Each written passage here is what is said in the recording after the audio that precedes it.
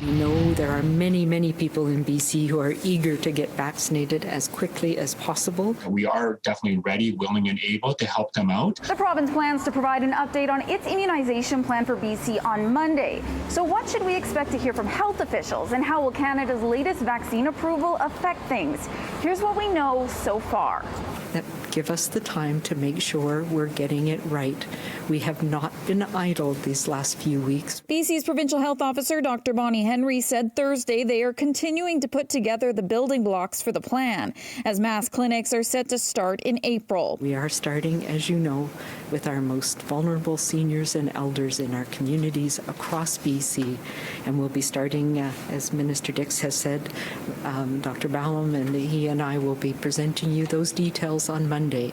But rest assured, things are ramping up. On Friday, Health Canada approved AstraZeneca's COVID-19 vaccine. This is the third vaccine to be given the green light so far in Canada. We were anticipating this and preparing for this if this were to happen. And there has been some discussion of using the AstraZeneca as a separate program focused on essential workers. And that's one of the things we'll look at and one of the questions we'll start to be addressing on Monday. We can definitely have the reach to be able to reach every corner of the province and get as many people vaccinated in a very short period of time. GM of Pharmacy at London Drugs, Chris Shue, says we could soon see vaccinations take place in their stores, along with other pharmacies. He says they're talking to the province about widespread distribution and feels the latest vaccine approval could ramp things up. With AstraZeneca being approved actually today, it could be fairly soon. It really all depends on the vaccine providers, the vaccine manufacturers, as to how quickly they can get into Canada.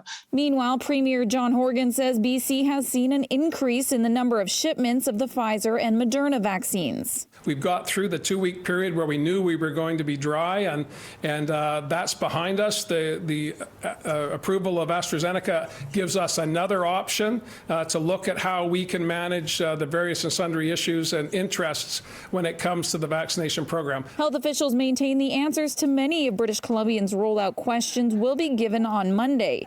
We are on the heels of phase 2 of BC's age-based approach, which will soon see seniors aged 80 and over who are not yet immunized get the shot. In New Westminster, Ashley Burr, City News.